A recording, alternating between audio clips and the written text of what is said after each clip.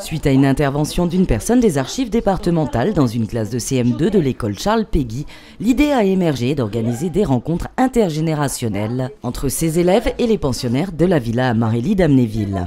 Lors de l'échange avec la documentaliste des archives départementales, les enfants avaient pu, au travers de photographies du début du XXe siècle, se rendre compte des différences qui existent avec leur quotidien.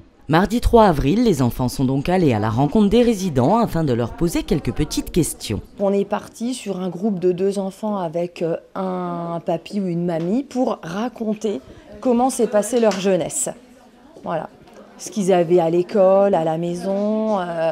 Donc on est parti aussi sur des questions qui étaient un peu tous les mêmes. Donc quelle est l'invention qui vous a marqué ? Le jouet préféré, quel était votre métier, l'année de votre naissance, voilà, qu'ils puissent un peu comparer, quoi. Bien évidemment, les élèves vont travailler en classe sur les réponses qu'ils auront collectées afin de faire des parallèles avec le monde actuel. C'était notre première sortie ici.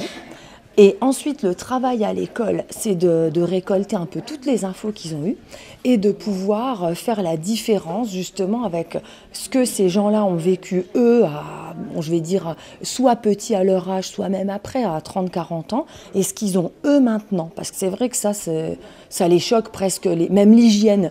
La salle de bain, les toilettes qui n'étaient pas dans les maisons, ils ne se rendent vraiment pas compte. Alors là, on va faire les différences, et puis l'évolution de la femme, l'évolution de tout ce qui est technologie, ça c'est assez incroyable.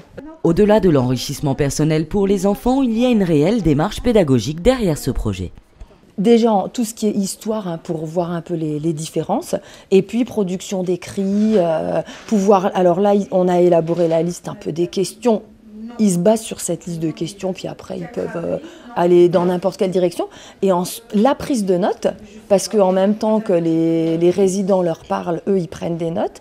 En classe, remettre tout ça sous forme de fiches, je vais dire un peu autobiographiques sur les résidents. Et puis, faire peut-être un livre ou des affiches avec eux, quoi.